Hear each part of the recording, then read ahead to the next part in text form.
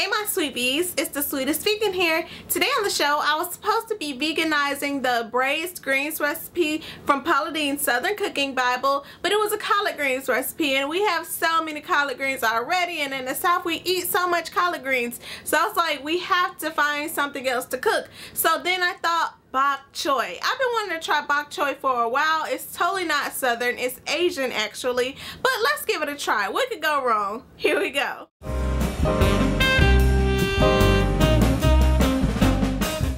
So I started this recipe by cleaning the Boc Choy. I could tell by looking at it that it was one of those leafy greens that grew up through the dirt like this and trapped the dirt as it went up. So it have a lot of dirt in between the leaves. So as I peeled them off, I took a damp cloth and just wiped the dirt off, but they still felt a little bit gritty. So I just slushed them down in a little bit of water, not too long because I didn't know how submerging them in water would affect the taste or texture. So I just sloshed them off, poured the water off, and I was done with that.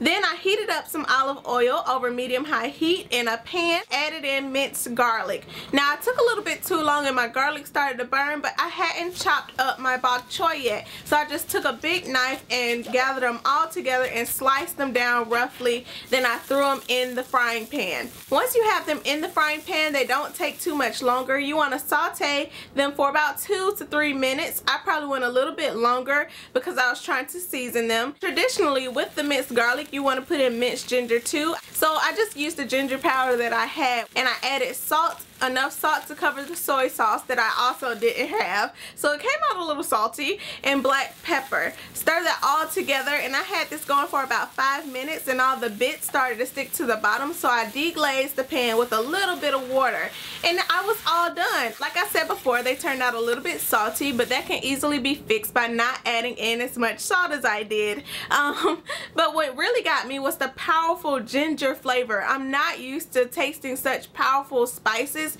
with my greens. It was really different. I'm so glad that I got to expose my palate to such an array of flavors and, you know, new way of thinking of how things should taste. But it was really delicious. I will eat just about any green, even spinach, and I hate spinach. But this, I feel like they use it a lot in Asian restaurants, like when you get steamed vegetables. I feel like I've had this several times before, so the green taste that it has, it wasn't new to me. It's a great vegetable to replace collard greens with if your Southern family is stuck in a collard greens rut.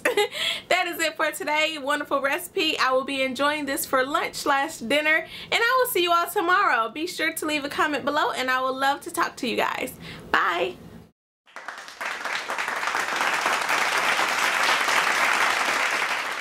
Traditionally